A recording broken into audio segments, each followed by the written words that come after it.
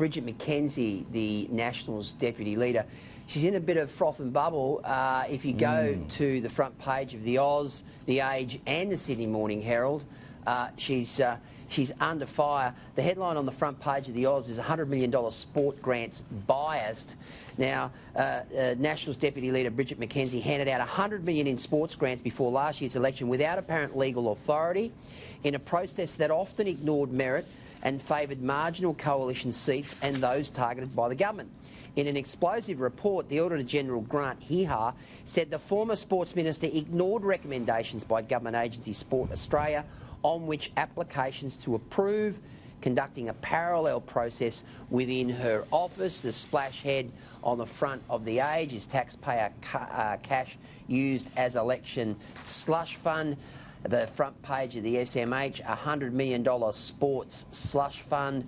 Auditors report, grants favoured marginal seats.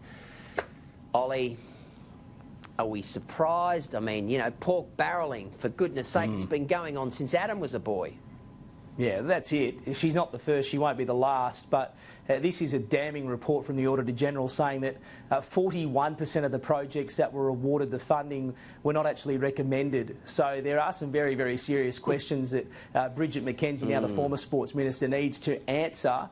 But as you say, Gleeso, there's no surprises here. We've had a local jobs policy that was released before the state election here in Western Australia, which, surprise, surprise, those Labor members now in the government benches, all of their electorates received you know, various grants of tens of hundreds of thousands of dollars into various programs, and all of those on the opposition benches got absolutely diddly squat. So, as you say, it's nothing new, but I wonder why none of our politicians ever learn from these sorts of stories, because this is mud on the face of Bridget McKenzie and now the federal government that they're going to have to try and mop up. They're going to have to try and explain, and they'll say they'll never do it again. But, you know, Gleeso, we'll be talking about this again. If we're not talking about it in a month's time, we'll be talking about it again in 3 months' time. It'll all happen again. Well, she's working pretty hot here, and I would have thought that there's a possibility it might have gone through her head, Michael Owen, that the coalition was going to lose on May 18, and she was going to ensure that some of these coalition seats got exactly what they were hoping for, in the remote hope or the remote belief that they were going to lose.